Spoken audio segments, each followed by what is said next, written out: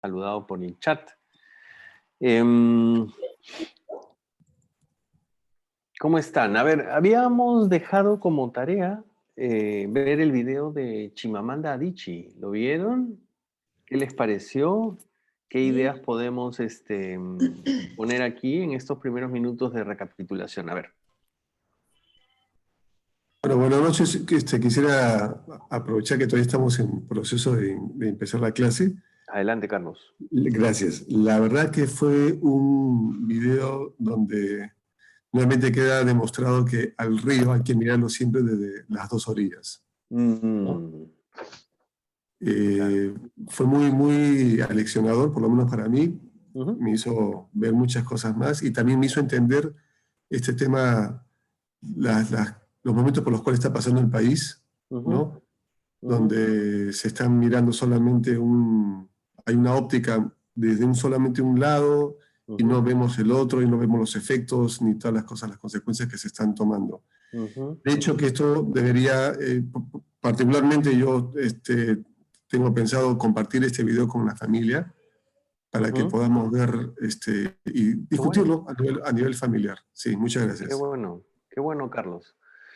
¿Alguna otra opinión? Yo, profesor, Mirta, sí. adelante. Sí, buenas noches. Adelante, Mirta.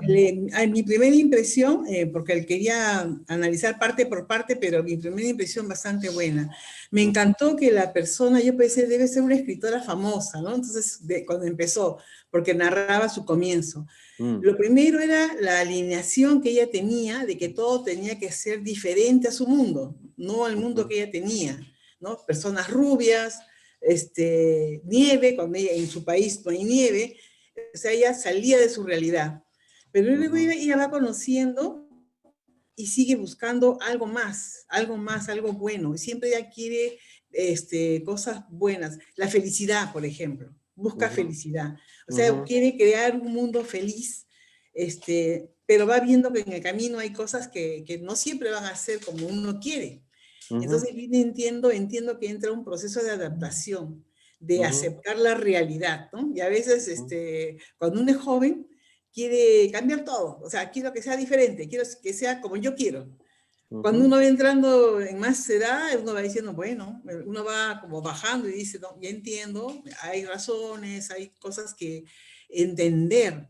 Y vuelvo al video de la clase pasada, la segunda clase, creo que fue profesor, donde hablaba de que había que tener una especie de sabiduría, de neutralidad, de aceptar, ¿no? Todas las opiniones, tratar de tener una, no es discusión, sino un entendimiento general de todas las opiniones, tienen algo, escuchar, entender y no exaltarse, ¿no? Entonces, bastante interesante, y la riqueza de cómo esta persona, con todo lo que ella ha vivido y lo va contando, ella va creciendo. Ella ha crecido en un país que es difícil, diríamos, crecer. Y luego llega una curva, pasa una curva de crecimiento y llega a querer a su país. Un país de pobreza. Yo tuve la oportunidad de conocer Haití y que entiendo un índice de pobreza de Haití. Haití es un país muy pobre y ella ve eso, dice, no comía yo naranjas, comía mangos. Es algo que pasa en Haití, no hay mucho que comer, entonces se come mangos.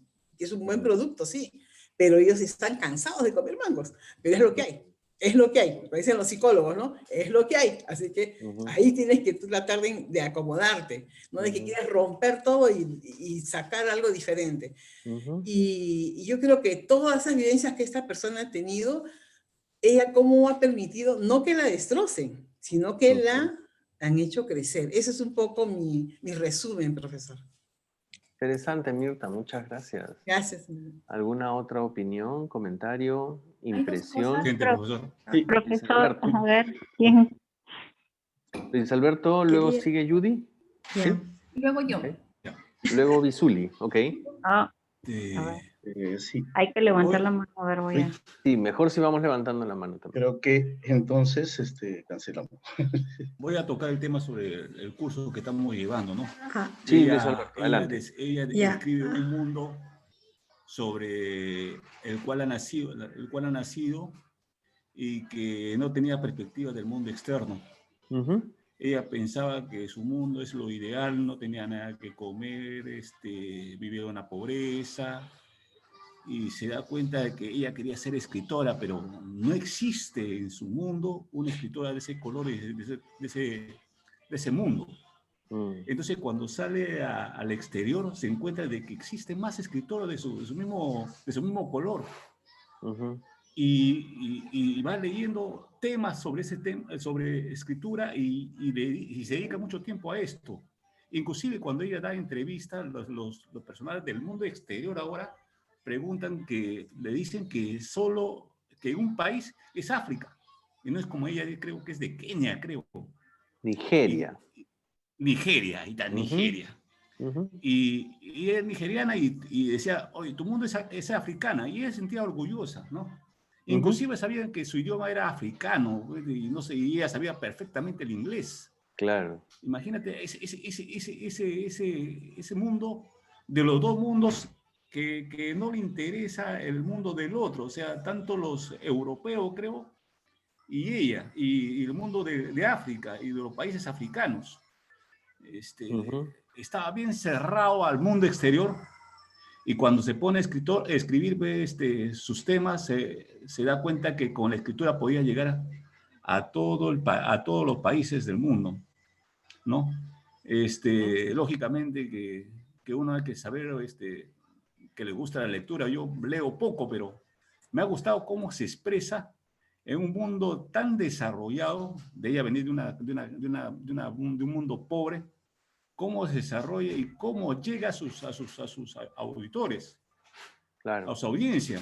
Uh-huh. Esa forma de expresarse me ha cautivado, de ser de una situación pobre, tanto en cultura como en educación, como digamos, y expresarse de lo más suelto, de su vida cotidiana, de su vida diaria en su mundo, y cómo se ha dedicado a ser escritora. Es excelente esa persona, y se ve que nos han enseñado muchas cosas. Eso es todo, profesor. Bien, Luis Alberto, muchas gracias. Me parece que seguía Judy, ¿no? Así es, acá estoy. Adelante, Judy. Bueno, esta escritora, o que ella se denomina cuentacuentos, ¿no? Me parece que ella nació, o sea, en un hogar donde tenía muchos principios, porque su papá era profesor, y entonces, para resumir lo que también comparto con Mirta y con Luis Alberto, ¿no? Ella, si superó todo, era porque, bueno, estaba en un estatus medio, ¿no? No era pobre, ¿no? Y lo que ella le ayudó a salir adelante fue que tenía mucha dignidad. Me parece que los papás le inculcaron que ella valía mucho, ¿no? Y que ella tenía, o sea, a ella se respetaba ella misma, y también hacía que la respeten, ¿no? Y entonces, por eso que, ¿no? O sea, ella era una persona muy feliz. Interesante, Judy. Creo que seguía Bisuli. Sí, yo. Adelante. Hay dos cosas que me llamaron la atención, que la historia única crea estereotipos, y el problema con los estereotipos no es que sean falsos, sino que incompletos, hacen la historia una historia única. Claro. Y otra que me llamó la atención fue que el poder es la capacidad no solo de controlar la historia del otro, sino de hacerla creer. Sino de hacerla creer en definitiva, ¿no? Claro. Esos fueron los puntos que me llamaron más la atención. Y después, o sea, ella habla de cómo creía ella de que escribir o sea, cómo ella decía que escribir algo tendría que sufrirse algo, ¿no? Decía, pero yo tenía una niñez muy bella. Yo tenía una niñez muy buena. Sí es bien cierto que faltaba la jalea, pero fue faltando bueno, iba faltando en su mesa las cosas, ¿no? El problema era que el gobierno hacía una opresión, que a veces sus papás no le pagaban. Claro. Quizás un poco como lo que nos ha pasado a muchos, ¿no? que hemos crecido en el contexto de una clase media, sin carencias, pero tampoco sin lujos, ¿no? O sea, mejor dicho, sin lujos, pero tampoco con carencias. Pero de pronto llegaron las carencias para todos y bueno, pues en algún momento no tuvimos para la leche, ¿no? O sea, o para la jalea, como dice ella, que es el caso de la mermelada, ¿no? Sí, típica de una familia clase media que a veces se mueve, ¿no? De un lado al otro, ¿no? Al lado de la cobertura completa de todos los servicios y necesidades y luego hacia la precariedad, ¿no? Bien. ¿Alguna otra intervención? Gracias, Bisuli, por el aporte. Betsy. A ver, Betsy. Buenas noches. ¿Qué tal? Adelante. El tema que más me impresionó fue la autocrítica que tuvo la escritora acerca de la autenticidad africana. Ella indica pues que ha vivido en una infancia muy feliz, de amor, una familia muy unida, ¿no? Y que se autocritica porque, si bien es cierto, estaba en una familia, bueno, media, ha tenido todos los valores que ha podido tener, y sin embargo, pues plasmaba en sus cuentos historias de una ilusión que ella ni conocía, ¿no? Y en el camino, pues se fue dando cuenta que todo esto era una ilusión y que lo que ella vivía era lo más hermoso, ¿no? Y hace una reflexión de cómo se vio ella misma en una compañera de cuarto, quien también veía como ella estaba viendo. Y gracias a que la compañera se percató de que vivía de estereotipos, que vivía de cosas que, si se daba cuenta en su pueblo, en Nigeria, pues era un pueblo que progresaba, un pueblo próspero, ¿no? Y casi con la experiencia, pues se dio cuenta de ese gran error, ¿no? Es lo que a mí más me interesó, su autocrítica de la escritora. Sí, ¿no? Ese punto de vista me parece también interesante destacar. Yo creo que si no hay más intervención, vamos cerrando esta primera parte de recapitulación. Sí, Oscar, Inés y Bianca. Ya, con Inés y con Bianca cerramos. Gracias, Kelly. Adelante, Inés. Buenas noches. Lo que me ha parecido, bueno, interesante del video, ¿no? Es que esta escritora, con ejemplos prácticos, nos pone en evidencia que muchas veces creemos las cosas de forma parcial, ¿no? Nos acercamos a una realidad, pero de forma parcial.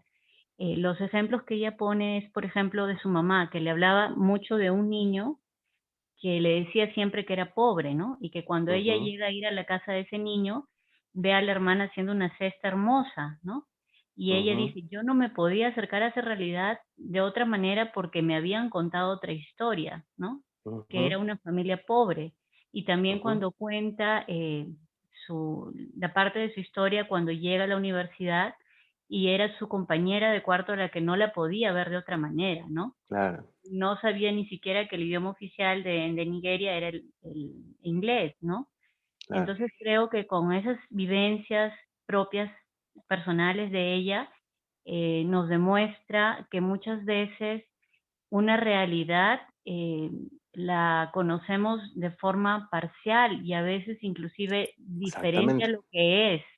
Y que tendríamos que reflexionar como personas que, bueno, la ética finalmente es para forjar nuestro carácter, investigar, ¿no? Para poder acercarnos a una realidad en forma veraz, ¿no? Es mi opinión.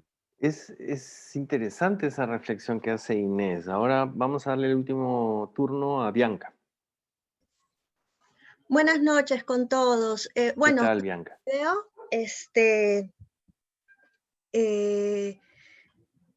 Yo lo resumiría más que todo en una palabra porque me quedé con la idea de prejuicios, de que todo lo que ella se refería eran los prejuicios, porque nos hacemos ideas de cosas que a veces ni siquiera sabemos realmente al 100%, pero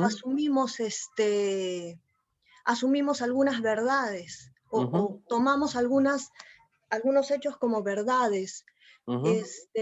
Y sí me llamó la atención cómo estos prejuicios incluso influyeron en ella de forma que hasta le quitaban como dijo ella, que no la hacían tan africana. Cuando un profesor le dijo que su texto, su cuento, no era como no había Claro. mucho, no se sentía africano. Sí, sí, sí.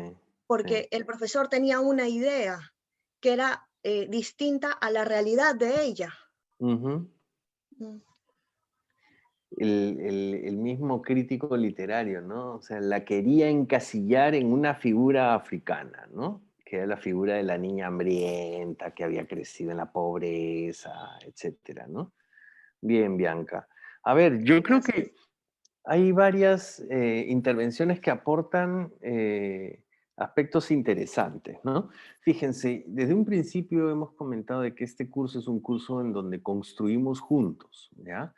Es bien difícil tener un curso de ética con lecciones, ¿ya? Porque en todo caso eso sería, no sé, pues un curso de, no sé, estudio de reglamentos, normativa, o no sé, ¿no? Otro tipo de catequética, no lo sé. Pero la reflexión ética supone justamente construir juntos, conocer, comprender, y creo que lo que hace esta señora, Chimamanda Adichie, que es una escritora en lengua inglesa, y muy reconocida a nivel mundial, es hacernos ver cómo nosotros crecemos con una idea del mundo y básicamente esa idea del mundo se construye a partir de la literatura que se lee de niños, ¿no? De los cuentos que se leen de niños, ¿no? De aquello con lo que crecemos, ¿no? Y ella pone ejemplos de gente que, de cuentos con los que ella ha crecido, en donde, por ejemplo, sus protagonistas vivían en lugares donde caía la nieve, ¿no? O donde sus personajes comían manzanas, o tomaban jugo, cerveza de jengibre, ¿no? De nosotros, ¿no? Es un tipo de cerveza que se consume en las localidades anglosajonas, ¿no? En Inglaterra se usa mucho la cerveza de jengibre. O te vas a un bar y pides unas cervezas y piden un vasito con jugo de jengibre para irle echando, ¿no? De hecho, la bebida tipo ginger ale es eso, ¿no? Esa gaseosa que se usa para hacer el chilcano de pisco, vendría a ser una especie de cerveza de jengibre sin alcohol, ¿no? Bien. Bueno, y lo que ella señala es que no solamente empieza a construir un mundo con una literatura y unas características de una sociedad, de unos climas y de unas frutas y de unas bebidas que no son las propias, ¿no? Pero ella también construye una idea de lo que es el niño, la hija de la empleada, ¿no? El hijo de la empleada, ¿no? Que trabaja en su casa, ¿no? Y que solamente, ella creía que solamente sabía hacer canastas de paja, ¿no? Parece que era lo único que ella tenía como idea que podía hacer este niño, este chiquillo. Eso que ella termina estereotipando, como bien ustedes señalan, le pasa luego a ella. Y ella lo vuelve a hacer. Cuando ella va a Estados Unidos, de pronto, poco más que le dicen, oye, tu música tribal, ¿cómo es? ¿No? Y cuando en realidad ella escuchaba a Mariah Carey, ¿no? O sea, como que nos digan a nosotros, oye, ¿y cómo es esa música indígena de la que tú en tu país hay? Y de repente nosotros no escuchamos necesariamente esa música, o también, pero además escuchamos otras músicas, ¿no? Y no porque vivamos en el Perú, esa es la única música que nosotros vamos a escuchar. Y lo mismo le pasa a ella cuando va a México. Y ella cree que los mexicanos son pandilleros, delincuentes, ¿no es cierto? Gente, y de pronto se dio cuenta, hey, yo también los estoy estereotipando y caracterizando de esa manera, cuando en realidad no necesariamente es así. Ella se había quedado con la imagen del mexicano inmigrante que llega cruzando el río, metiéndose de manera ilegal en los Estados Unidos, ¿no? Donde ella estaba estudiando, y luego en México encuentra un país grande, próspero, enorme. Yo siempre le digo a mis estudiantes, ojo, cuidado con México, ¿ah? ¿Qué país del mundo ha organizado así nomás 2 mundiales de fútbol? ¿No? y ahora está apostando por organizar el tercero, ¿no? En conjunto con Estados Unidos y Canadá. O sea, México no es poca cosa. México es un país que ha organizado olimpiadas mucho antes que el Brasil.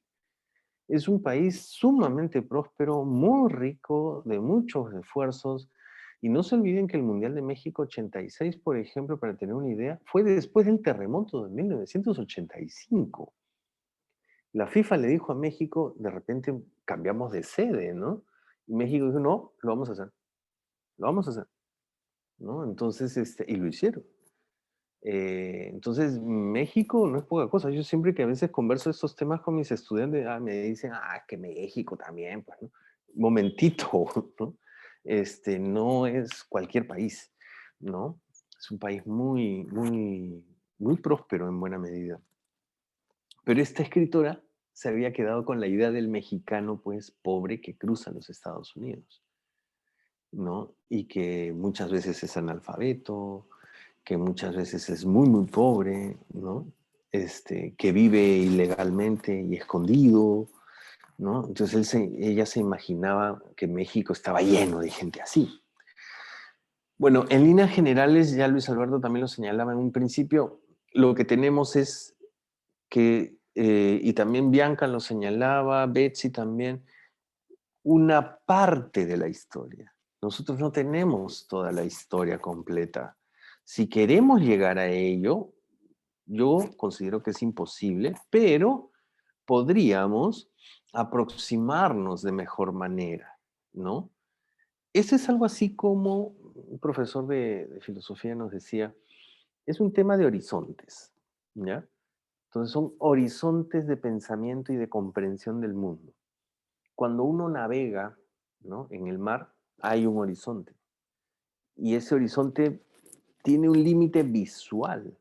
Pero si uno se acerca físicamente ahí, hay más allá todavía, un poco más de mar, un poco más de horizonte y probablemente nuevas tierras, ¿no?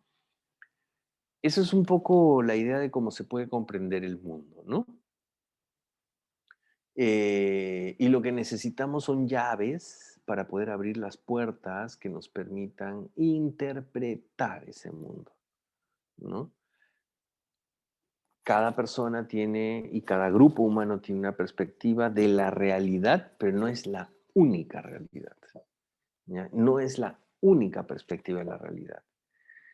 Dicen, hay un pensador francés muy interesante, todavía vive, ya está muy mayor, es una de las grandes mentes que ha contribuido con el desarrollo de la educación a nivel mundial, se llama Edgar Morin. Él dice que si hay algo que tienen algunas personas en este mundo que nos han ayudado a ver el mundo de manera distinta, es que han tenido 2 o más pies puestos en varios horizontes culturales. Y se refiere, por ejemplo, yo les hablaba la vez pasada de Gandhi.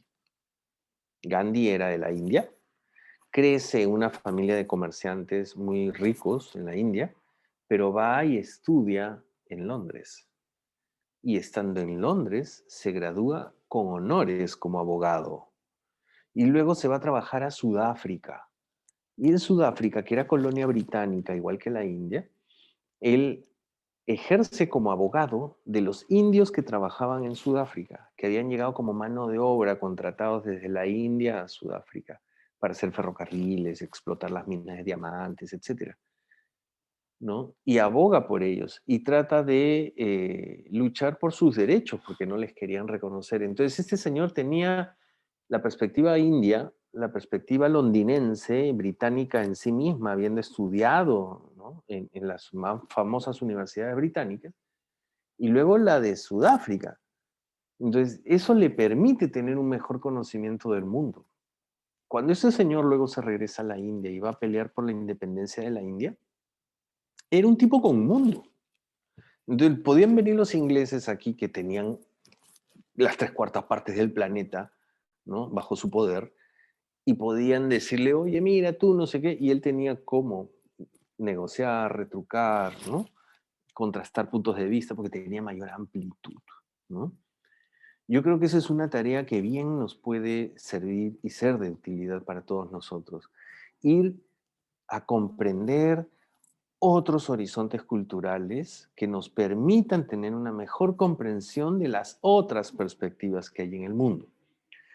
Creo que Luis Alberto fue quien la clase pasada también habló sobre los Aguajún Wampis, ¿no? Y cómo ahí hay otras tradiciones, otras culturas, ¿no? Otras características, otras costumbres. Bueno, pues conocerlos un poco nos ayuda también a ampliar el horizonte y comprender que, por ejemplo, y aquí hay varios colegas que son miembros de institutos armados, ¿no? Cuando han habido, por ejemplo, conflictos con el Ecuador, ellos han estado en la primera línea. Son los que mejor conocen el territorio. Son los que mejor han guiado a los oficiales y suboficiales del ejército peruano que tenían que ir a combatir, ¿no? Nadie mejor que ellos, ¿no? Y bueno, alzan la bandera del Perú más de una vez. Puede que Grau no les signifique nada, ¿no? Pero sí alzan la bandera del Perú. O vayan a ver cómo ven un partido de la selección peruana, ¿no? A mí me tocaba a veces estar en esos lugares muy, muy lejos y de pronto nada era más importante que un partido de la selección peruana de fútbol, ¿no? Ahí todo se paralizaba para ver el partido, ¿no? Entonces son peruanos, pero con otras características y maneras de entender el mundo también. ¿Ya? Bien, yo creo que esa es la lección más importante del trabajo, de la ponencia de Chimamanda Adichie, ¿no? Y bueno, ella como buena cuentacuentos, como bien han dicho, creo que una de las cosas que logra hacer es emocionar, ¿no?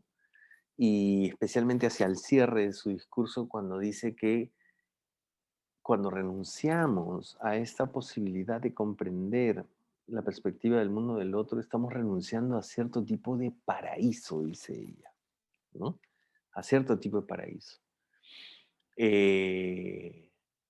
Volviendo a Edgar Morán y estas personas que tienen más de un pie en una tradición cultural, por ejemplo, se hace mención también a Bartolomé de las Casas, ¿no? Que fue el más grande defensor de los derechos de los indios en América en la época de la colonia.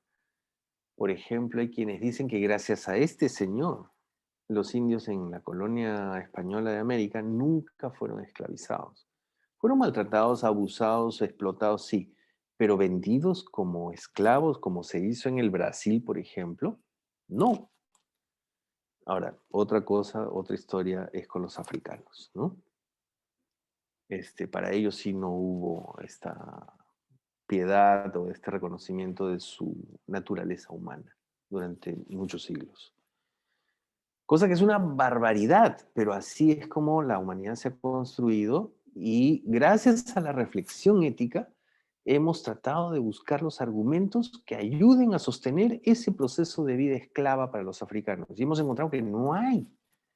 Y como no hay, hemos destituido la institución de la esclavitud, ¿no? Pero era una de las cosas más salvajes e inhumanas que había entre el comercio africano y americano, ¿no? Uno de los elementos muy desagradables y salvajes que ha habido, ¿no? Bien, vamos a continuar, ¿ya? Voy a proyectar entonces la presentación que nos toca para ahora. Comenzamos, ¿ya? A ver, estamos entrando en nuestra tercera sesión del curso, ¿ya? Estamos en nuestro módulo 2, vamos a ver de qué trata ahora. Tenemos como logro de aprendizaje la necesidad de explicar la importancia del servicio al ciudadano como finalidad y sentido de la función pública. Miren, estamos yendo de lo general a lo particular, de lo general a lo específico. Hemos hablado de la reflexión ética, la necesidad de intercambiar puntos de vista ahora, reconocer la pluralidad, ¿no? Y ahora vamos a empezar a aterrizar hacia el fin último del servicio público, ¿no? ¿Cuál es la finalidad?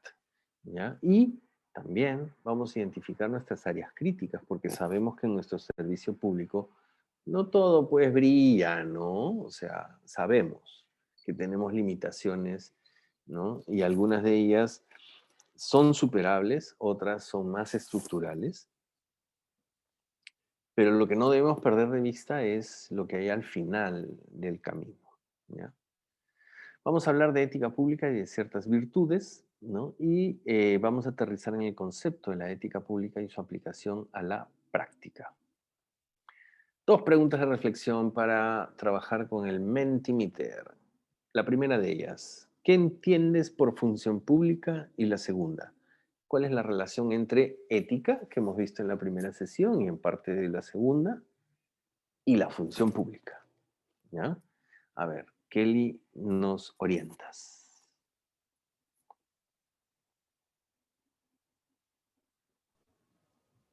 Oscar, Sí, tenemos aquí para empezar con la plenaria, ¿mejor te parece? Con la ya. plenaria No que haríamos tenemos del... Ahorita voy a escribirle a Shirley, que ahorita está en camino nada más. Sí, Ya. acá tenemos una plenaria. Aquí y, está. y luego entramos... Ahí está, Shirley. Sí, disculpen. Vamos a compartir el enlace del Menti. Lo colocamos a través del chat del Zoom y a través también del chat del WhatsApp. Le hacemos un clic, así como en la sesión de inducción, ustedes van a encontrar una pregunta que es ¿qué entienden por función pública? Y lo van a responder y vamos a proyectar las respuestas que son anónimas. Ok. Hemos compartido a través del chat del Zoom. Ajá. Ahora lo compartimos a través del WhatsApp. Ahí Shirley ha puesto el enlace de Menti.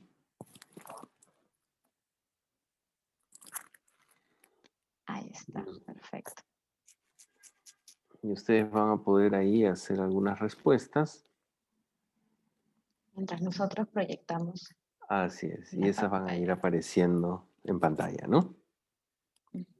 ¿Permite ingresar cierta cantidad de caracteres? Sí. Me parece que sí hay límites, ¿no? Sí, por eso les pedimos ahí que en 2 palabras respondan, porque hay un límite de caracteres. Hay que ser concretos.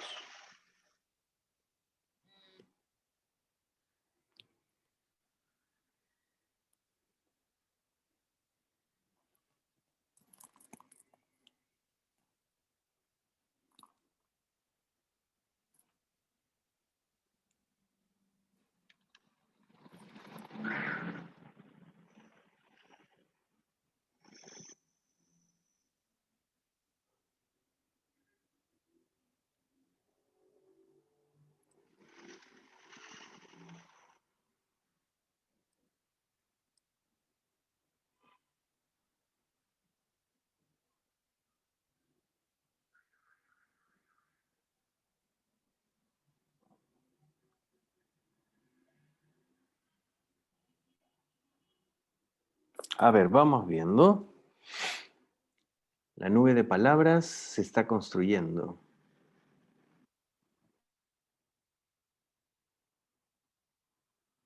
Y la palabra o el conjunto de palabras más grande que aparece ahí es el más mentado, el más repetido, el más secundado. Van 20, tenemos 36 asistentes. A ver, esperemos un poquito más.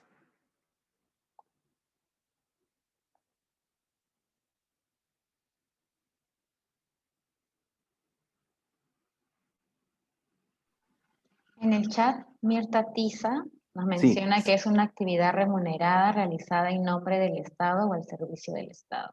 Sí, justo la estaba leyendo. Bien, gracias Mirta.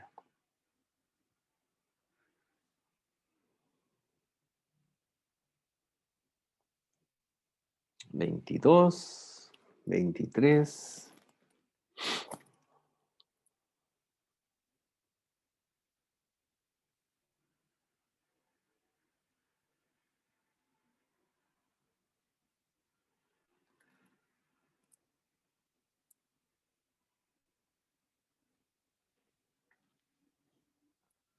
$26.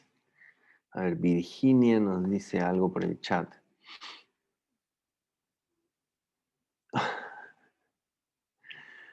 Virginia dice, esta noche es terrible, ¿por qué no postergamos la clase? Para salir a marchar. Hubiera sido un buen plan, ¿no? De hecho,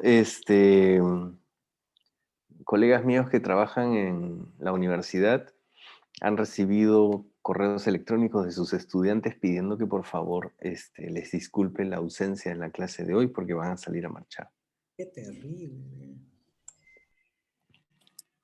Sí. Sí, sí, un buen número, ¿ah? Y en varias universidades.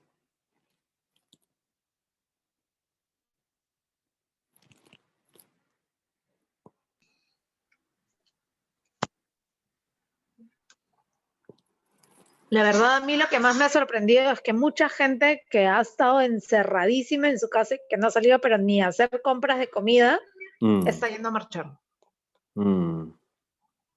Sí, al parecer hay una gran indignación, ¿no? A ver, que lleguemos a 30 para hacer el comentario. A ver, Jenny dice...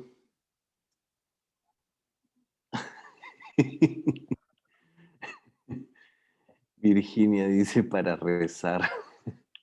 Supongo que está bromeando porque pone un emoticón también de risa. Jorge de Laila también habla de servicio al administrado. Jenny dice trabajo entregado al pueblo, al ciudadano. Luis Alberto dice servicio del Estado al ciudadano. Bien, yo creo que con eso ya tenemos ya 28 más estas intervenciones del chat, podríamos ya ir cerrando, ¿no? Y pasando a comentar. A ver, yo creo que sin dudas en esta nube de palabras la que más se repite es servicio al ciudadano, ¿no? En el chat las menciones que se hacen, ya que son pequeñas, se habla de una actividad remunerada en nombre del Estado. Se habla también de servicio al administrado. Luego, trabajo entregado al pueblo, luego al ciudadano. Se especifica pueblo, pero en realidad ciudadano. Servicio del Estado al ciudadano. Sí, el gran protagonista aquí, el fin último, sin dudas, es el ciudadano, ¿no? Jenner también dice, conjunto de actividades que realizan los servidores públicos orientados al servicio del ciudadano. Ese es el fin último. Y pensemos en lo siguiente. Vamos a compartir dos ideas que me parecen claves en este momento. En primer lugar, pensemos en un médico. Cuando un médico de pronto se está quemando las pestañas y está estudiando largamente, no es solo porque le apasiona, que está muy bien, sino también porque tiene un fin último y es tratar de restituir la salud perdida de las personas, ¿no? El desequilibrio en la salud de las personas. Seguramente hay aquí personas que están muy cercanas al ámbito de la salud o que conocen. Como ustedes saben, la salud no es solo ausencia de enfermedad, es equilibrio de vida que supone lo emocional, supone lo alimenticio, supone también la ausencia de enfermedad, ¿no es cierto? Supone vida saludable, estimulada, ¿no? Físicamente, etc. Hay muchos otros elementos que ahora suponen lo que es la concepción de la salud. Y si un médico entra al servicio médico porque le interesa vender las medicinas en los laboratorios que luego le van a pagar un pasaje para irse de crucero al Caribe, si es ese el fin último de un médico, estamos ante una perversión, ¿no? O probablemente se ha trastocado el fin último de una carrera como la carrera del médico, ¿no? Igual pasaría con nosotros como servidores públicos. Nosotros nos debemos al ciudadano. Ese es nuestro fin último. Y es cierto que la remuneración es importante. Nadie vive de lo que cae del cielo. Solo en la Biblia se habló de que alguna vez cayó del cielo maná y la gente sobrevivió comiendo eso. Pero no hay, la gente tiene que comer y tiene que tener un pago por ese servicio. Pero nuestro servicio tiene como fin último no ese sueldo, sino el trabajo y el servicio al ciudadano, ¿no? Así como un médico no debería estar preocupado con los bonos que va a recibir por un laboratorio que pide que se vendan sus medicinas y que él recete sus medicinas. Ojo, que esto existe, ¿ah? Esto no es una opinión personal. La más grave crisis de drogas que tiene hoy los Estados Unidos se ha originado en las recetas médicas que desde el servicio médico formal se ha otorgado a los pacientes como consecuencia de ¿qué? De laboratorios que le dicen a los médicos, tenga, es una nueva medicina, tenga, y usted va a obtener bonos y beneficios y no sé qué. Y lo que se ha generado es una enorme comunidad de personas adictas a las medicinas opiáceas y opioides, que como ya no, el médico les dice, ya te di tu tratamiento, ya no te puedo dar más, la gente queda como media adicta, luego no consiguen la medicina por la vía formal, entonces van a la calle y buscan la heroína. Es terrible, ¿ah? Es un drama terrible. ¿Y quiénes lo han generado? Los médicos y los laboratorios. Si quieren, busquen, googleen, hasta el mismo Trump decidió declararles la guerra a los laboratorios porque lo que habían hecho era un crimen. Para que Trump diga eso, ya saquen ustedes sus conclusiones, ¿ya? Hay estas confabulaciones, ¿no? Estas perversiones que hacen que se altere significativamente el fin último de las cosas. Igual pasa con el servicio público. Hay gente que entra aquí a robar, gente que entra aquí a aprovecharse de una serie de redes de poder, gente que entra aquí a veces por una cuestión muy nimia como yo quiero un sueldo, nada más, ya después veo, ¿no? Trato de pasar todos los controles y qué sé yo, solo quiero el sueldo, ya está, ¿no? Pero en realidad no perdamos de vista aquello para lo que estamos trabajando.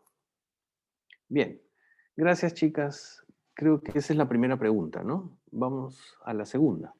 Así es, esta es la primera pregunta. En el mismo enlace que le hemos enviado va a figurar ahorita la segunda pregunta.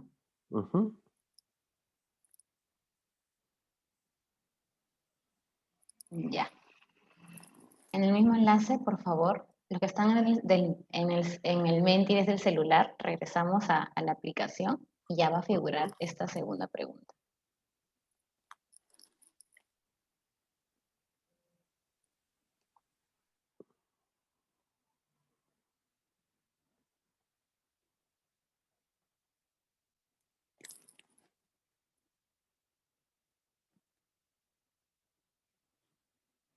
Según tu parecer, ¿cuál es la relación entre la ética y la función pública? A ver, esbocemos respuestas.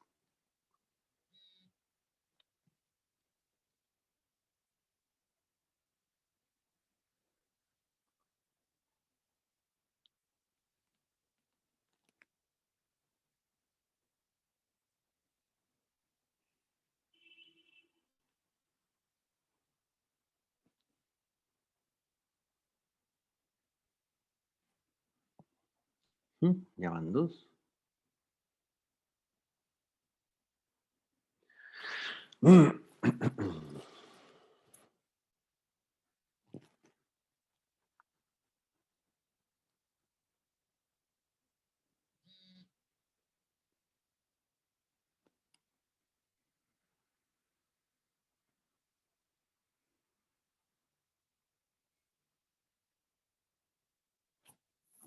Ajá, un poquito más. 8, 9,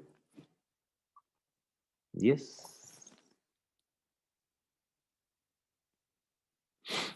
A ver, vamos viendo.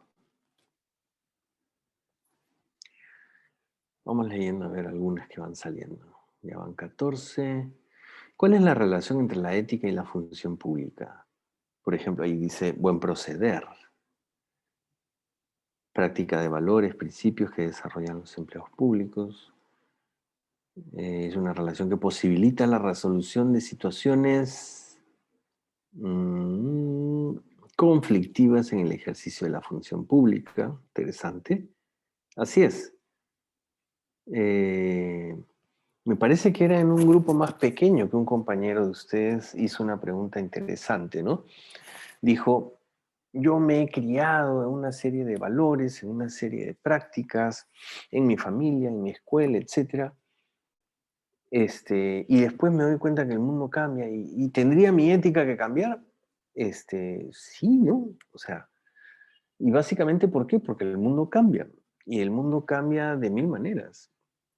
Antes no nos preocupábamos de una serie de cosas que hoy sí son motivo de preocupación, ¿no? Creo que esto lo he dicho ya en varias ocasiones, acá todavía, y es que hasta hace unas 5 décadas más o menos, lo más digno para una mujer era ser una buena esposa, cuidar a los niños y dedicarse al cuidado de la casa. Eso era todo. Eso era el modelo de una buena esposa, ¿no? Era el modelo. En todo caso, la otra opción era meterte al convento, ¿no? Porque ese ya era otro modelo más espiritual, ¿no es cierto? Alejada de la vida mundana, del sexo, de la descendencia, los hijos, etc. Entonces, una vida dedicada solo a la oración, la renuncia absoluta, ¿no?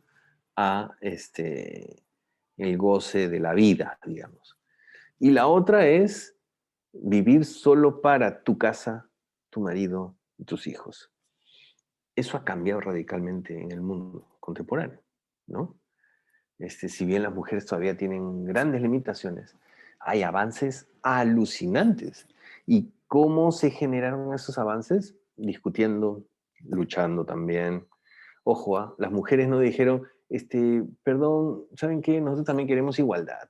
¿Saben qué? La primera mujer que pidió eso, le volaron la cabeza, se la cortaron. Se llamó Olimpia de Gaugues y estuvo en Francia en la época de la Revolución Francesa. Ella, cuando en un debate decidió pedir la palabra y hablar sobre el tema, dijeron, ¿esta qué le pasa, no? Hace un rato, Mirta habló de Haití. Haití es, como seguramente conocen, el primer país que se independiza en América de su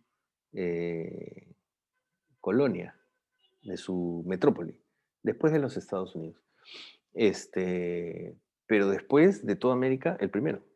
¿Y qué pasó? Que muchos esclavos, que eran muchos africanos, que dejaron de ser esclavos y pasaron a ser miembros del ejército y que ya aprendieron a leer y escribir, empezaron a enterarse de lo que pasaba en Francia, que le habían cortado la cabeza al rey, que había cambiado la sociedad, que ahora todos tenían derechos, todos eran iguales, todos eran libres y no sé qué. Dijeron, oye, mira qué interesante, ¿no? Yo creo que podríamos hacer algo así acá también.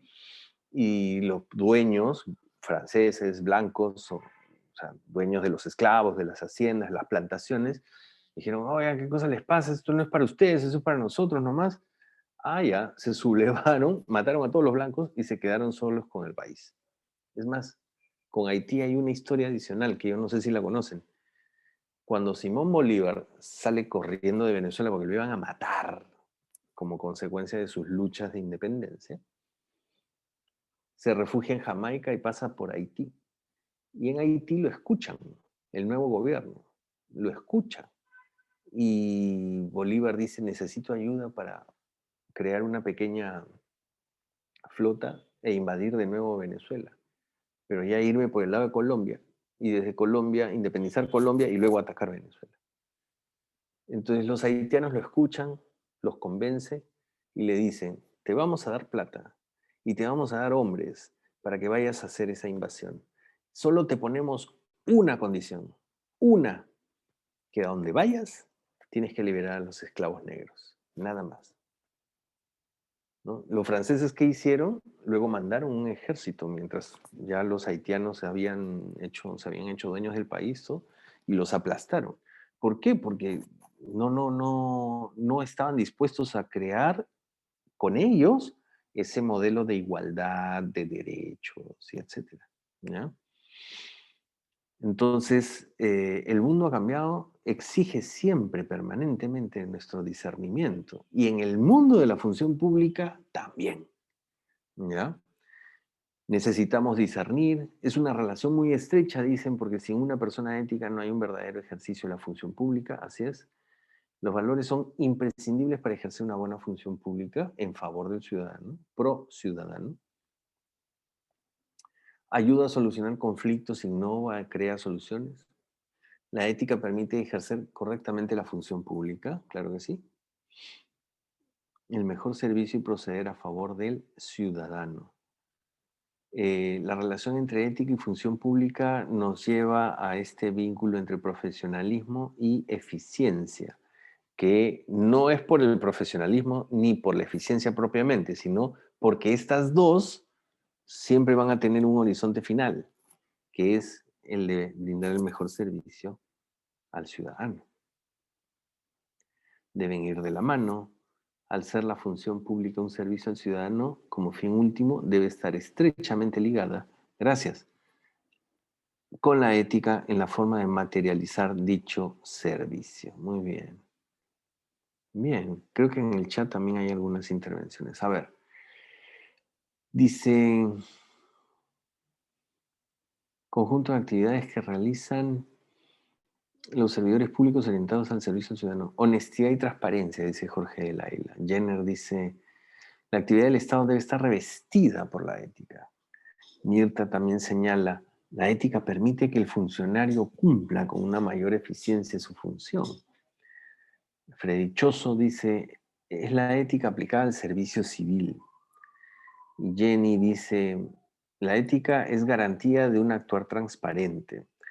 Ojo que la ética es el método, ¿no? Que nos ayuda a forjarnos ese carácter, que decía de la Cortina, que nos ayuda a discernir, ¿ya? Y que su procedimiento nos va a ayudar a actuar de la mejor manera posible, entre otras cosas, transparentemente, ¿no? ¿Ya?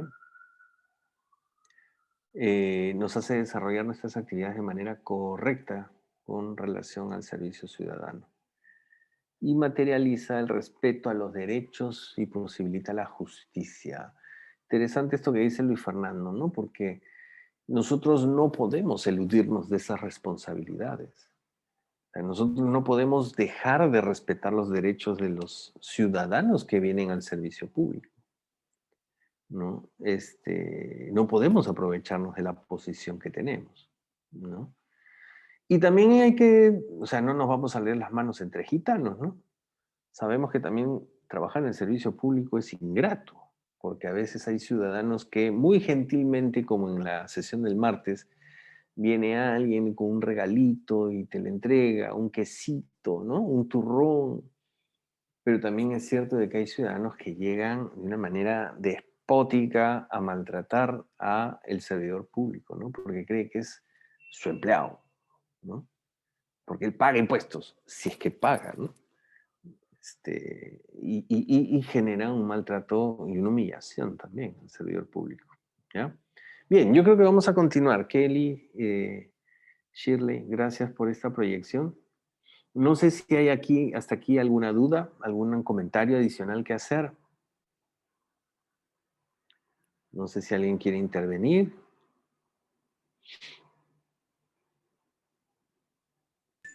Perdón, me gustaría Sí, bueno, comentar algo, ¿no? Sí, claro. Me parece interesantísimo cuando se habla del término discernir. Y es muy cierto. Yo creo que, bueno, yo trabajo en la administración pública muchos años, ¿no? Desde mi etapa de estudiante.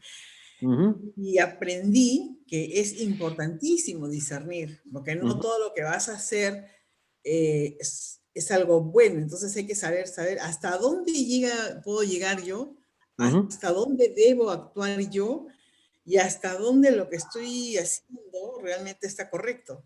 Y cuando uno aprende a discernir, como que va a pasos más seguros.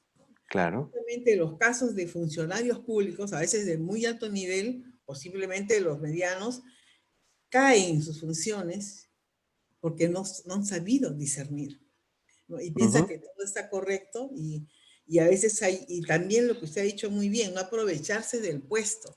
Hay puestos muy altos que dicen, bueno, llego y dicen, ¿dónde firmo? O sea, alguien le ha hecho el trabajo. Ni siquiera se ha tomado el esfuerzo de leer qué cosa le han hecho firmar. ¿Dónde ya alguien le ha hecho el trabajo?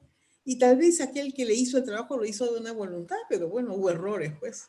Que al final va a pagar el que firmó. Claro. Entonces, ahí entra donde que si lo hubiera leído, lo hubiera discernido y hubiera dicho, bueno, esta parte la voy a corregir, hay que ajustarla, en fin. sí es importante, desde una pequeña función hasta la más alta función, me parece, y lo recojo realmente, discernimiento y responsabilidad.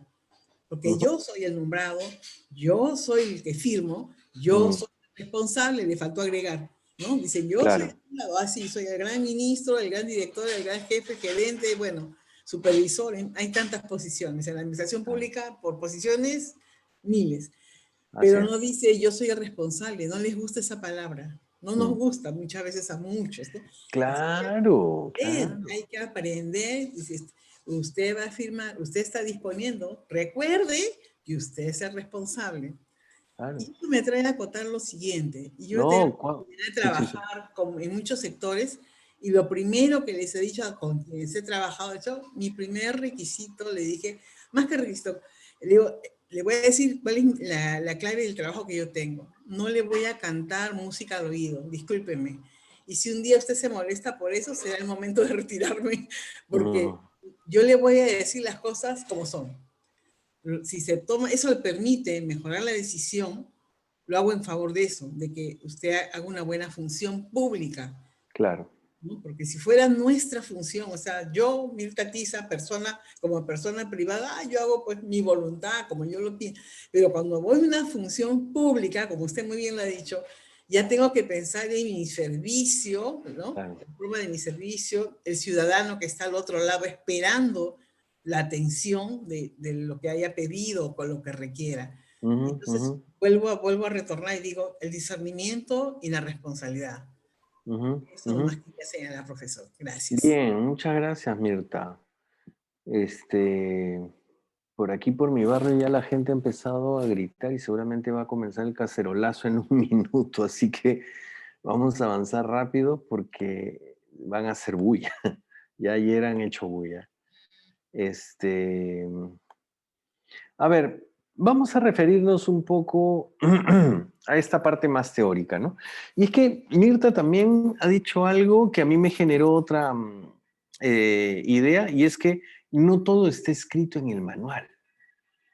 Y eso es algo que es la vida misma. O sea, nosotros podemos hacer miles de manuales, ROF, MOF, manual de procedimientos, etcétera, pero siempre va a surgir algo que nos va a situar en una situación. Uy, nadie la pensó. Y es que la vida es así, está llena de sorpresas, ¿no?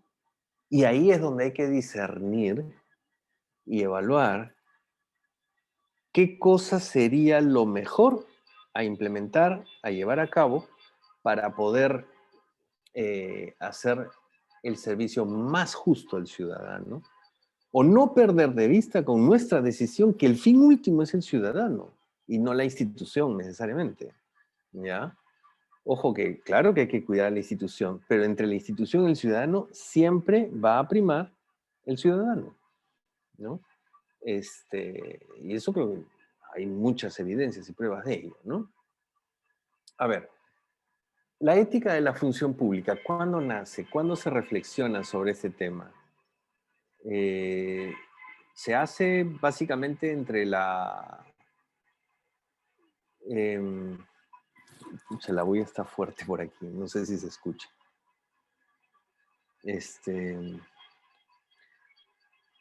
Las éticas aplicadas son producto del siglo XX. Antes no se hablaba mucho sobre éticas aplicadas, ¿ya? En líneas generales, podemos decir que la ética de la función pública como una ética aplicada es como una melodía con diferentes versiones, ¿no? Pensemos, por ejemplo, en un huayno como Balicha, que puede ser interpretado en versión rock o en versión de música clásica, además de la versión del mismo huayno, ¿no? Lo mismo pasa con la ética aplicada, ¿no? Hay una ética general, pero luego esta ética se toca o se interpreta de una manera distinta, no diferente, sino distinta, con el marco de la función pública como algo específico, ¿no? Ejemplos, hay una ética de la empresa, una ética de los negocios. No se puede hacer negocios de cualquier manera. Saben muy bien ustedes que hay empresas que como consecuencia de alguna metida de pata han perdido los negocios o la clientela. Ética de las relaciones políticas. Estamos a puertas de una elección, bueno, estamos ante una crisis política muy fuerte también. Y creo que mucha de la gente que hoy está reclamando desde el lado ético, ¿no? De gente que se ha metido a la política para perder de vista el fin último y no necesariamente atender a las cuestiones o intereses personales, ¿no? La ética de los medios de comunicación, decir la verdad, por ejemplo, no falsear los hechos. La ética de las profesiones, como los periodistas, que por ejemplo tienen códigos éticos muy estrictos, como no revelar el nombre de una fuente para protegerla, ¿no? La bioética, por ejemplo, ¿no? Pensar en fórmulas que ahora son legales ya en muchos lugares, como la eutanasia, el suicidio asistido, o el aborto, ¿no? El aborto en sus múltiples causales. Y una ética específica como la de la función pública, ¿no? ¿Por qué se hace necesaria una ética aplicada a la función pública? Básicamente porque se requiere reflexionar críticamente sobre un hecho que nos atraviesa hace décadas, ¿no? La corrupción. Y además, puede que no sea una institución o no estemos en una institución que sea corrupta, pero quizás sí es una institución de malas prácticas, de maltrato al ciudadano, de discriminación, en fin. ¿Ya? Cualquiera de los dos ámbitos son ámbitos que hay que tomar en consideración y reflexionar críticamente sobre ellos, ¿no?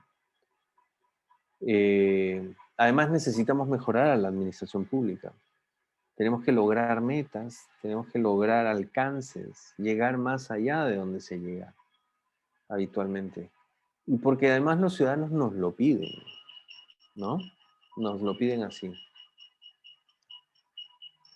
La administración pública no basta con saberes técnicos, también requiere componentes éticos y componentes políticos, de buenas prácticas, pero también de la defensa de una estructura como el sistema democrático, ¿ya?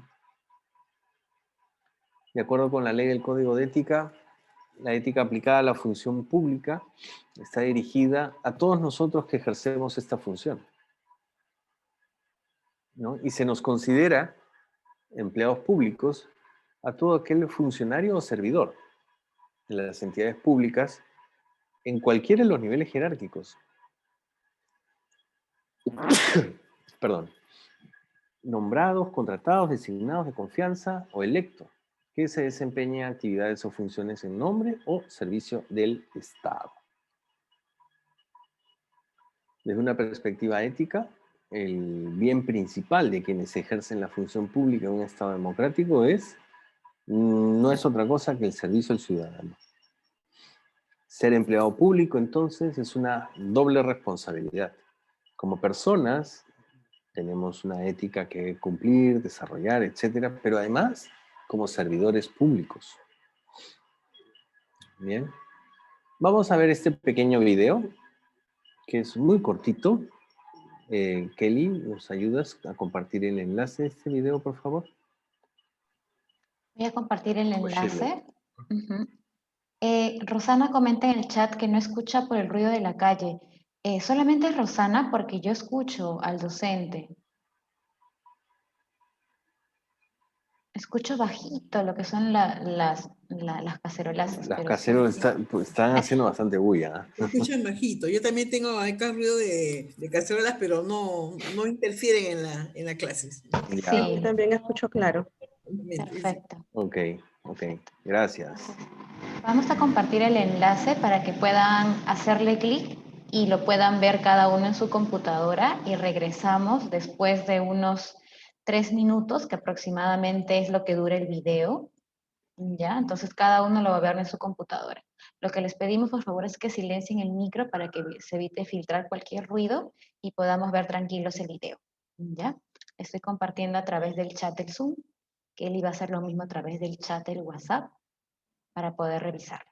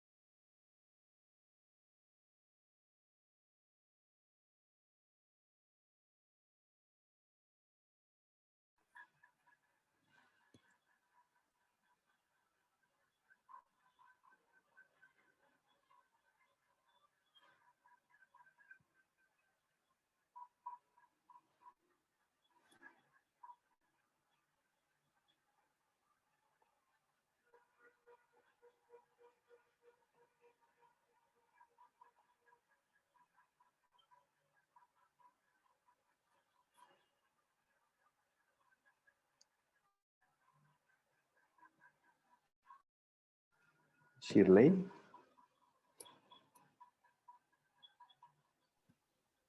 Profesor. No se escucha la interferencia del cacerolazo, ¿no? No. Ya, ok. Bien, ahora nos toca hacer este plenario, ¿no? ¿Deben ir a trabajos de grupos? Lo llamo por interno. Ya.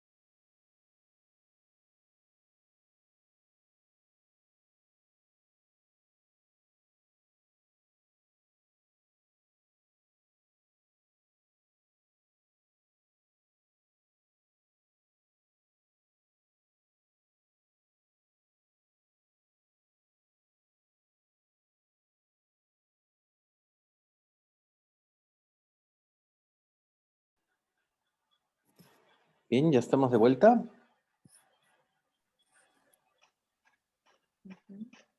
Sí. Los que han finalizado de ver el video de repente puedan levantar, colocarnos en el chat.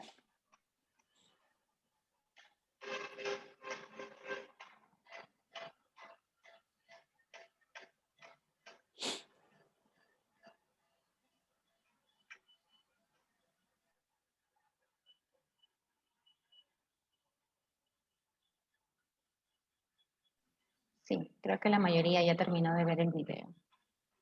Muy bien.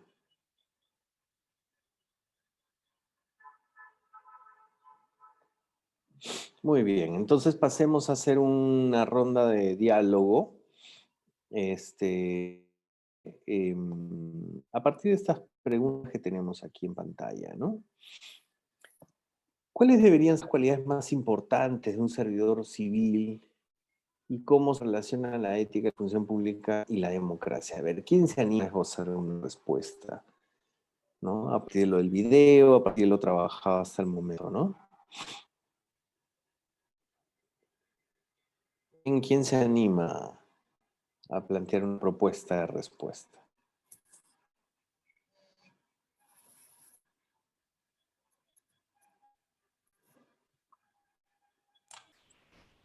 A ver. ¿Alguien? Sí, profesor, sí. Adelante, sí. Ok. A ver, a la primera parte. Cualidades más importantes de un servicio civil. Primeramente que tiene que ser un servicio, debe ser un servicio a la ciudadanía, al ciudadano, un servicio, como dicen, primero tomar conciencia de que somos un trabajador al servicio de la comunidad, ¿no? Por ejemplo, no para mi servicio, no para hacer lo que yo quiero, sino al servicio. O sea, justamente prestamos un servicio. De ahí la palabra servidores, ¿no? Así y parece es. que a veces algunas personas se olvidan que tenemos que servir. Ajá. En ese servicio está y es muy bonita la entidad se ha puesto el nombre, ¿no? Servir, qué interesante, porque justamente a través de sus actividades lo que hace es sirve a que nosotros, funcionarios públicos, sirvamos mejor a esta comunidad, a este usuario que llega, lógicamente, a pedir alguna orientación o algún trámite, en fin, algo que ellos requieren. ¿Cómo relacionar esta ética de la función pública y la democracia? La comunidad en sí está llena de reglas, ¿verdad? Vienen las gestiones, cambian las leyes, los reglamentos, hay nuevos beneficios, nuevas obligaciones, nuevas responsabilidades. Y está repartida a través de los grandes sectores públicos. Y en estos sectores públicos hay servidores civiles. Estamos para servir a este funcionario. Le decimos administrado, ¿no? Pero realmente es un ciudadano a que tenemos que brindar este apoyo con nuestro servicio, en la función que nos toque desempeñar. Uno es relacionar nuestros valores para hacer un servicio eficaz, pero bueno, eficaz, pero correcto, ¿no? Una vez leí algo de era la economía, la corrupción era una gran herramienta de la economía, porque permitía trámites en tiempos más cortos, por ejemplo. Claro, claro, ¿no? sí. Entonces, una postura defendida por muchos años, ¿ah? Sí, exacto. Entonces yo decía, pero ¿cómo es posible? Y comencé y dije, efectivamente, sí hay casos. Y romper ese esquema y decir, no, ya digamos, hoy en día la administración pública tiene una reglamentación, un marco legal que permite que tú puedas lograr obtener lo que requieres en tiempos cortos. No necesitas coimear a nadie, no necesitas pedir favor a nadie. Nosotros estamos, y qué bonito es poderlo decir, para servirlo, ¿no? Para servirlo.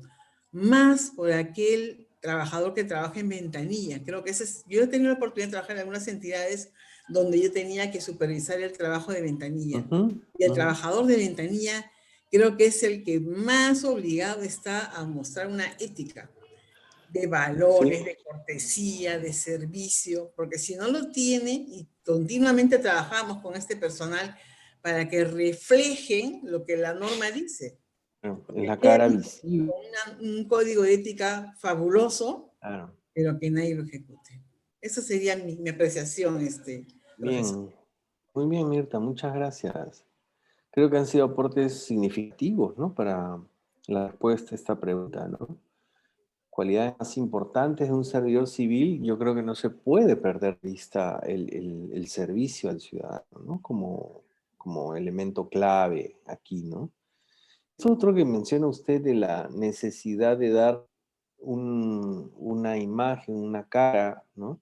Las personas que están en la primera línea, ¿no? Tienen, a través de sus rostros, sus gestos y sus atenciones, como uno se hace a la idea también de lo que pasa en esa institución, ¿no?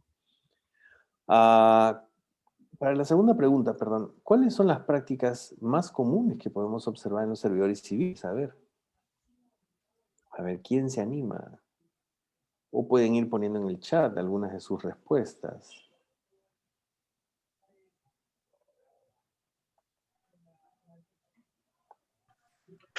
Sí, profesor. Sí, adelante, Jonathan, ¿no? Sí. Esto de las prácticas más comunes en el sentido positivo o negativo. Ya sabía. A ver, usted decida. Bueno, o si quiere, trate las dos. Claro. Bueno, primero creo que podemos ir por la parte negativa, ¿no? Una de las prácticas más comunes creo que es y que lo he vivido muchas veces, lo he visto de cerca, que no hay un espíritu de colaboración, ¿no? Ni con el ciudadano ni con el compañero. ¿Ejemplificado de qué modo? Señor, este no es mi trabajo, busque a tal persona, sin orientación. Señor, ya son las 4:59, atiendo hasta las 5, ya no lo puedo atender. No, señor, consulte en la página web o llame a tal anexo porque no le puedo dar orientación, ¿no? En lo que respecta al servicio público, ¿no? El famoso encerrarse en, estas son mis funciones y no hago más. Interesante. Me contrataron para esto y no hago más, no colaboro, a mí me pagan solamente para eso. Es una frase muy común que seguramente muchos compañeros que están aquí la han escuchado. Entonces, esto revela que no hay integridad, que no hay compromiso, que no hay vocación de servicio. Yo hace mucho tiempo vi un documental sobre la vida de Fray Curiosa, la opinión era de un chileno, ¿no? Decía, cada vez que un servidor público hace bien su trabajo, aunque su jefe no lo esté mirando, trae a la actualidad el gesto de Bolognesi de sacrificio, de integridad por su país. O sea, a veces nosotros nos olvidamos que no solamente servimos al ciudadano, que no solamente servimos a una persona X, ¿no? Juan Pérez que acude a un servicio, sino que estamos brindando un servicio a nuestra nación. Cantamos el himno nacional, salimos a marchar, pero cuando nos toca a nosotros jugar nuestro papel, desde nuestros escritorios, no lo hacemos. Dejamos de atender, dejamos de trabajar un momento más, dejamos de mostrar nuestro compromiso con nuestro país. O sea, ahí nosotros estamos siendo totalmente antagonistas con lo que mucho profesamos sobre el tema, ahora por ejemplo con esto de las marchas, ¿no? Y bueno, y definitivamente por el lado positivo, que definitivamente sí lo hay, creo que viene de ese plus, ¿no? Es cierto, a nosotros nos contratan por una carta funcional o por una determinada, para desarrollar determinadas funciones, pero, y nos pagan por esas funciones, y es cierto, no nos pagan por hacer otras, pero muchas veces la integridad, el deseo de servir al ciudadano se muestra en esos gestos en los que en los que uno desarrolla adicionalmente lo que tiene que hacer, un servicio más, el llamado plus, que muchas veces abre puertas. Claro. Ese es mi comentario, profesor. Gracias, Jonathan. Interesante porque su intervención ha estado marcada por la autocrítica, ¿no? Y yo creo que eso es también valioso.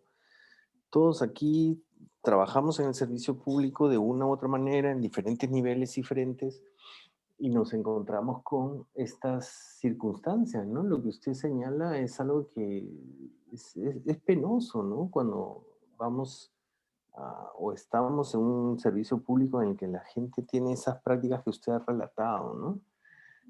Sobre todo porque uno hace el esfuerzo de llegar y 4:59 y de pronto dicen, no, ya no, ¿no? Ya no te puedo atender hoy día, vente mañana, ¿no? Estas otras actitudes que usted mencionaba, Jonathan, de gente que no solamente se porta así con el ciudadano, sino hasta con el colega del costado, ¿no? En la misma institución. Entonces, ¿y dónde está la solidaridad del grupo? ¿Somos, no somos institución? Yo creo que ahí hay cuestiones tanto eventuales, propias de nosotros, ¿no? Como estructurales, ¿no? También, ¿ya? A ver, habían también en el chat algunas intervenciones, como por ejemplo Saúl Malki decía, la práctica común es la ineficiencia. También desde una perspectiva autocrítica, Saúl, ¿no? Nos plantea esta ruta, ¿no? Esta idea. O Luis Fernando que nos dice, sería bueno, ¿no? Que haya respeto, tanto en derechos como en la atención, actuar con honestidad, hacer bien su trabajo, para ello se necesita capacitación constante. Luis Esquivel, por ejemplo, nos dice que también una práctica muy común de los servidores civiles es la falta de empatía con los ciudadanos. O sea, y sí, hay gente que llegó al Estado y de pronto se olvidó la función que tiene, ¿no? Y ya cree que goza de una... Uy, si son nombrados ya es peor, o sea, caminan en el aire, ¿no? En algunos casos, no en todos. Judy nos dice, por ejemplo, cuando uno acepta ingresar a una institución pública es para contribuir con el desarrollo del país y se debe actuar con responsabilidad. Es que eso no lo debemos de perder de vista. Y yo estoy seguro que los que estamos aquí, capacitándonos, preparándonos, sacrificando tiempos de descanso, porque 7 a 10 de la noche a veces quisiéramos estar, no sé, tomándonos algo, comiendo y descansando después de un día largo de trabajo, ¿no? Pero no, están haciendo ustedes ese plus que nos decía hace un rato Jonathan, ¿no? Y nos está generando un enriquecimiento particular, ¿no? Y claro, esto va a redundar de alguna manera en el desarrollo del país, ¿no? En ese actuar responsable que señalaba nuestro compañera Judy Meléndez, ¿no? Freddy, por ejemplo, dice el trabajo en equipo para dar un buen servicio, ¿no? ¿Cuántas veces las instituciones son ineficientes justamente por eso, ¿no? Por el tema de la falta de trabajo en equipo. Una práctica común negativa, dice Francisco Vidal, es la puerta giratoria. Y la positiva, la orientación plena al ciudadano para solucionar su problema. El tema de la puerta giratoria es algo que es muy crítico en el Perú y en muchos otros lugares, ¿no? Se sale del Estado donde se tiene una información muy privilegiada que luego al pasar uno al sector privado se la termina proveyendo, ¿no? Ahí hay un tema para discutir. Paola Gina Velasco nos dice, constante capacitación y normativa sobre atención al ciudadano, ¿sí? Se necesita, se requiere. Y Rosana Díaz nos dice, los ciudadanos esperan de nosotros respeto, eficiencia, total transparencia de la información que requieren y solucionar sus requerimientos. El Estado se siente como, y los funcionarios, los servidores que trabajamos en él, nos sentimos o somos entendidos como indolentes muchas veces, ¿no? Como indolentes. A ver, ¿cuántos de nosotros aquí no sabemos, o sea, mejor dicho, lo sabemos, ¿no? Que las cosas en el Estado funcionan no porque llegas como un ciudadano X común y corriente a solicitar un servicio y te lo van a proveer. Tienes que llegar con contactos, con redes.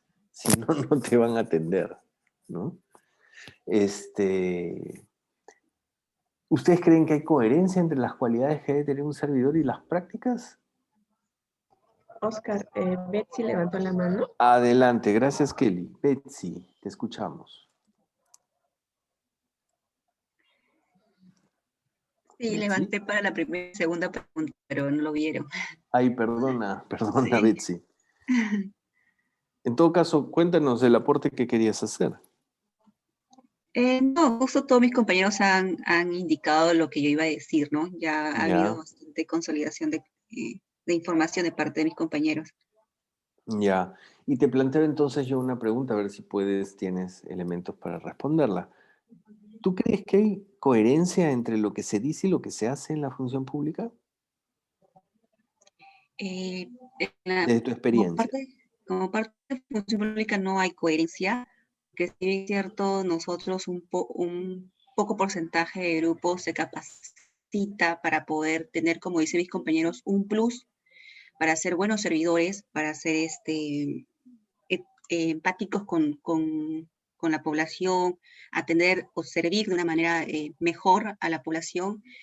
Hay muchas cualidades que no nos podemos en la práctica hacer, quizás porque tenemos falta de conocimiento, porque quizás no tenemos vocación, y todas esas características pueden influir mucho en un servidor, ¿no? Está bien que tengamos conocimiento, pero también sería la experiencia y practicarlas que no la tenemos, ¿no? Interesante. Eso es un reto constante, ¿ya? Sí. En toda la vida, en cualquier escenario de la vida. Es un reto constante. Las diferencias entre hacer lo que uno dice que es, ¿no? O sea, encarnar eso. Pucha, yo creo que si se lee la Biblia desde esas épocas ya se habla de esta dificultad, ¿no? Lo difícil que es, o el reto permanente que se te hace cuando los diferentes protagonistas de la Biblia están predicando, hablando, diciendo, entre lo que dices y lo que haces, ¿no?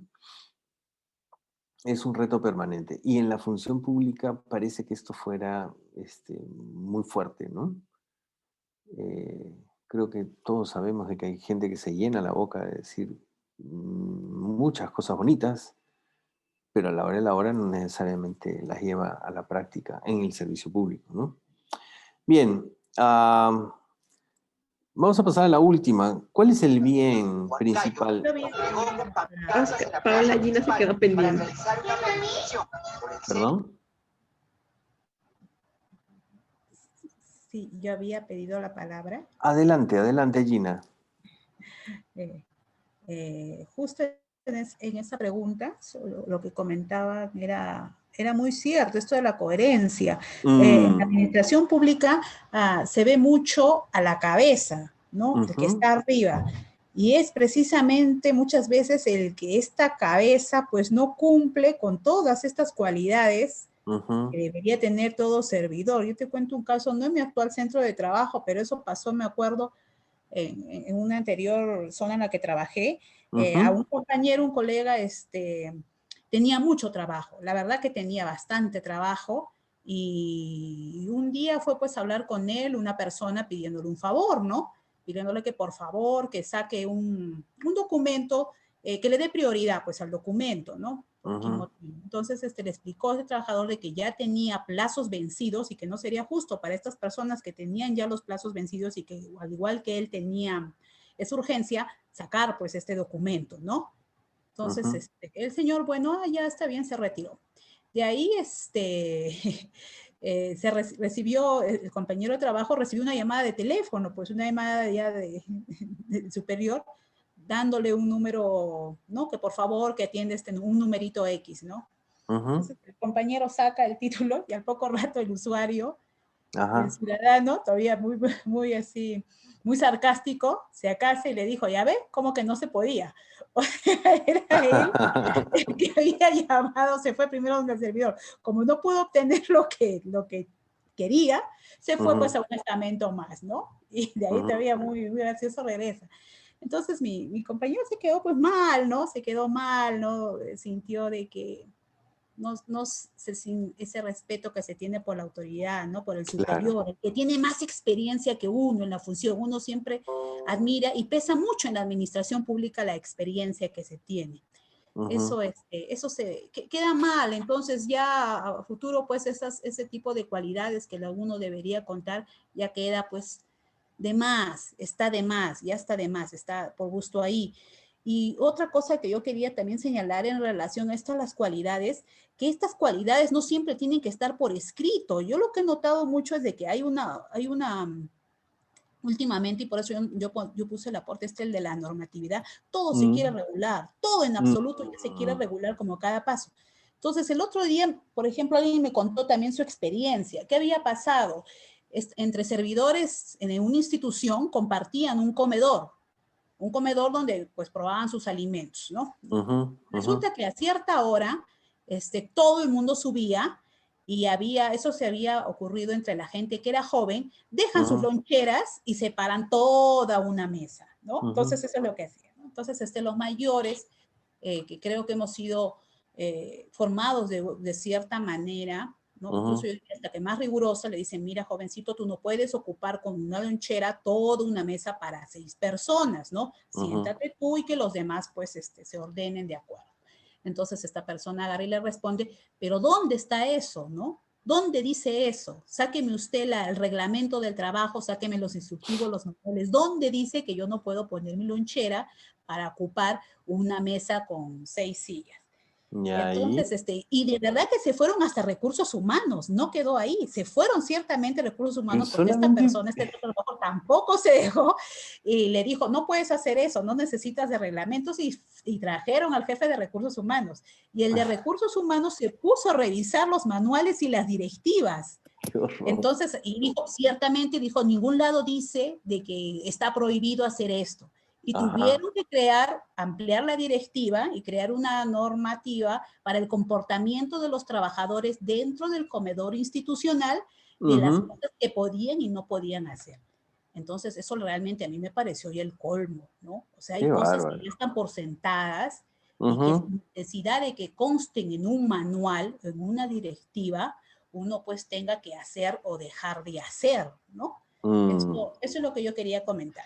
Eso es interesante, Paola, y contigo cerramos esta primera parte porque nos estamos dando cuenta que a veces pecamos en exceso, ¿no? de la normativa, ¿no? Y nos concentramos en que tiene que haber una norma para cada cosa y finalmente nos llenamos de normas y hemos cambiado las circunstancias. Las cuestiones de fondo, que no tienen que ver con que la lonchera sí puede ir ahí o no puede ir allá, sino la atención al ciudadano. Hemos acabado con la corrupción a pesar de toda esa avalancha normativa que tenemos. La cosa tiene que ver con normas, sí, pero no solo con normas, ¿no? Tiene que ver también con sistemas, con liderazgo. Tú hablabas de la cabeza, ¿no? Si en la cabeza de la institución tenemos un general, perdón los compañeros que son miembros de institutos armados, pero me estoy refiriendo a uno que ahorita está preso por robar combustible, o sea, ¿qué puedes esperar de los que están debajo? ¿No? Entonces, igual en el caso de un titular de una institución, que de pronto lo único que hacía era pedir coimas a todas las personas que iban a solicitar un trámite. Entonces, ¿qué más puedes esperar de los que están abajo, ¿no? El liderazgo es fundamental, fundamental. Entonces, si la cabeza de la institución de pronto se comporta de una manera corrupta, ¿qué más puedes esperar? Ahora, para uno, eso no es la justificación para volverse un corrupto. Pero para muchos, o sea, dicen, oye, si este roba, ¿por qué yo no? O sea, y en este país ya saben cómo funcionan las cosas, ¿no? O sea, lo peor que puede suceder en un país como el nuestro es decir, pucha, qué pavo que eres, ¿no? O sea, acá tú tienes que ser vivo. Es como, el jefe roba, ¿tú por qué no? Si estás en un mismo entorno, no sé qué, te falta viveza, ¿no? Ahí hay cuestiones que reflexionar y que discutir más largamente, pero creo que tiene que ver un poco con esta idea de lo que significa perder el sentido de la función pública, ¿no? Bien, vamos a hacer nuestra pausa del caso, ¿ya? Y regresamos en 15 minutos. Son las 37 a las 52. 20:52 estamos de regreso, ¿ya? Hacemos una pausita y regresamos.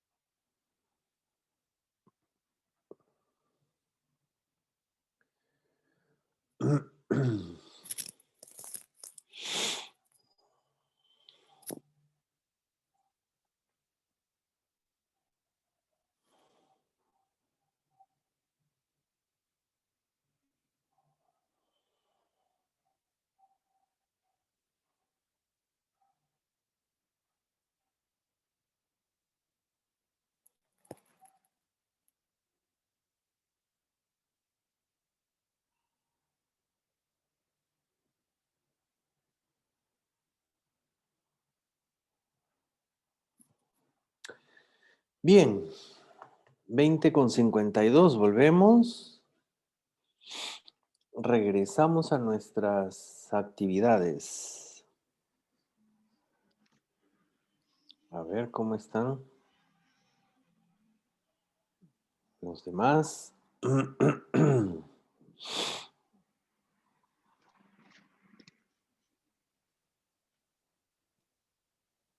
Bien, estamos de vuelta. O ya se fueron a la marcha. Creo que aprovecharon el break, profesor. Aprovecharon el break y se fueron a marchar. Bien, ya hay varios de vuelta. Rodolfo, Jessica, Paola, Luis Fernando, Jonathan. Profe, ¿no llegó el correo de que iban a ir a la marcha?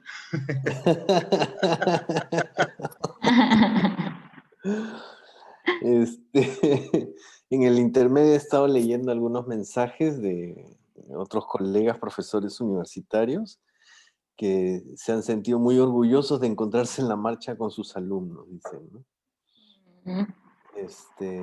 En fin, y especialmente que a muchos los han conocido por la computadora, así como yo ahora los estoy conociendo a ustedes, ¿no? Uno de ellos decía que se sentía muy orgulloso de eso.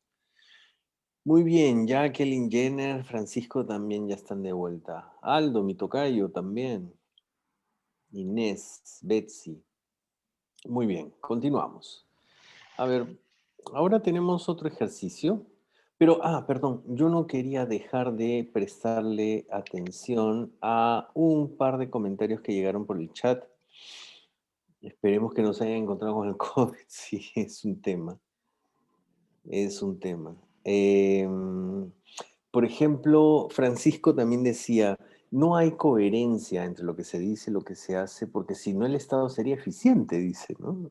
Algo que es así de sencillo y concreto, ¿no? O sea, si hubiese una coherencia entre lo que decimos y lo que hacemos en el mundo del Estado, probablemente este sería mucho más eficiente. Y luego Jenny menciona, ¿no?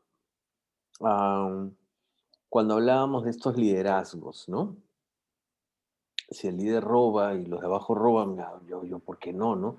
Claro, no me refiero a mí y ni tampoco me refiero a ustedes. Pero sí muchas personas con probablemente una ética no tan interiorizada, como dice Jenny, no tan ejercida. Acuérdense que esto es un saber práctico, hay que ejercerlo, discutirlo, ¿no? Porque a pesar de que todos vayan en un sentido contrario, uno debe seguir por el camino de la convicción. Y esto es coraje, un poco lo que decía Adela Cortina en el video de la primera sesión, ¿no? Eso es coraje, ¿no? Poder hacer eso, distinguirse, ¿no? No caer en ese juego es justamente tener mucho, mucho coraje, ¿no? Bien, no sé si hasta aquí alguna pregunta, duda, comentario, algo que haya surgido adicionalmente. ¿Alguien que quiera decir algo?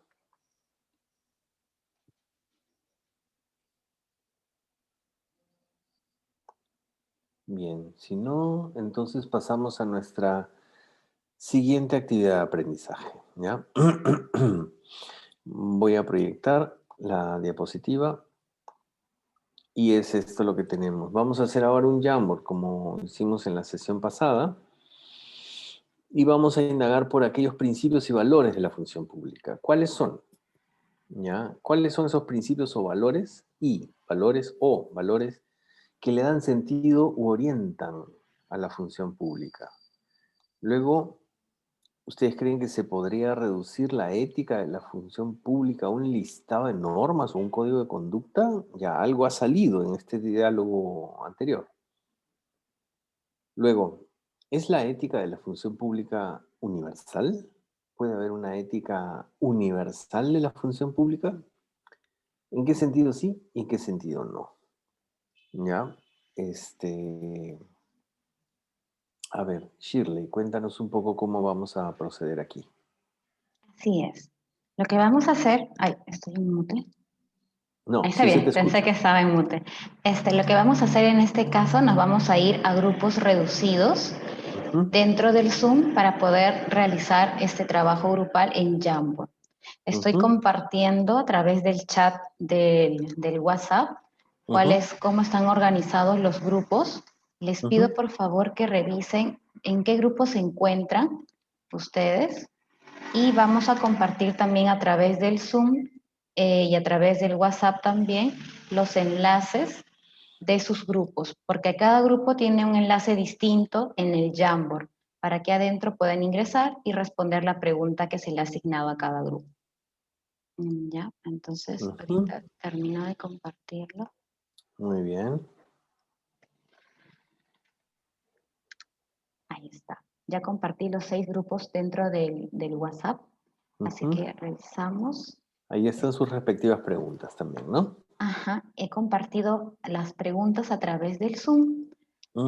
También se va a compartir las preguntas a través del WhatsApp. Muy bien, ya lo hizo Kelly. Y nos vamos ahorita a los grupos pequeños. ¿Qué recomendaciones les hacemos? Cuando entren a sus grupos pequeños, por favor le pedimos que uno de ustedes proyecte el Jamboard para que los demás puedan visualizarlo. O sea, le hacen clic en el Jamboard, proyectan dentro de su grupo reducido para que todos puedan visualizarlo y responder dialogando y debatiendo esa pregunta. Tenemos 20 minutos para ello, los enviamos ahorita. Jorge Yaya me comenta que no está en el grupo del WhatsApp. Ya, ahorita eso es, vamos a ver por qué razón no estás, no te preocupes, pero ahorita por lo pronto te voy a indicar en qué grupo te encuentras.